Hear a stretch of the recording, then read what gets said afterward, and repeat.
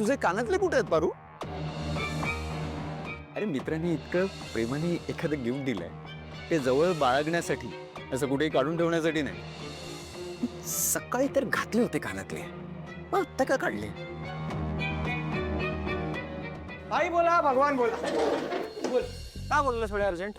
हे बघ, मला काय म्हणायचंय, तू ज्या आयडियाज दिल्यात ना त्या बूमरँग होऊन माझ्यावरच उलटणार नाही ना? म्हणजे काय झालंय, मी तिला एक गिफ्ट दिलंय आणि ती ते गिफ्ट वापरत नाहीये. म्हणजे ती तू दिलेलं गिफ्ट नाकारते? नाही, म्हणजे नाकारत. कोण आहे रे ती? म्हणजे तू दिलेलं गिफ्ट नाकारते? एवढा ॲटिट्यूड आहे तिच्यात? हळू आहे ते कोण? मला सांग तरी यार एकदा, मी बघतो तिच्याकडे.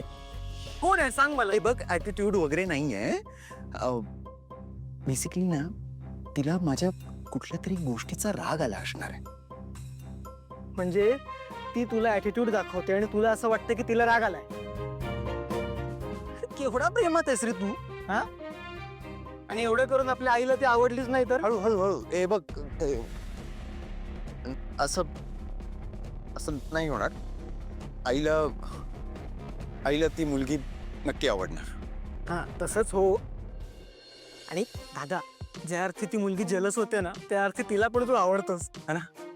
आणि मी माझ्या एका मैत्रिणीशी बोलणार आहे. हा, मग तू तिला तुझी प्रेयसी म्हणून घेऊन जा, तुझ्या खऱ्या प्रेयसीला जलस करायला. हळू ना.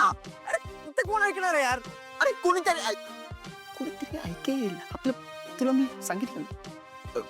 बट वा, कमाल आहे. मी जे तुझ्यावर आणि तुझ्या बायकोवर उपकार केले होते ते तुझ्या लक्षात आहे ना? ऑब्व्हियसली बाई. अरे तुझ्यामुळे मला माझं प्रेम मिळालं. आता मी तुला तुझं प्रेम मिळवून देणार 100%.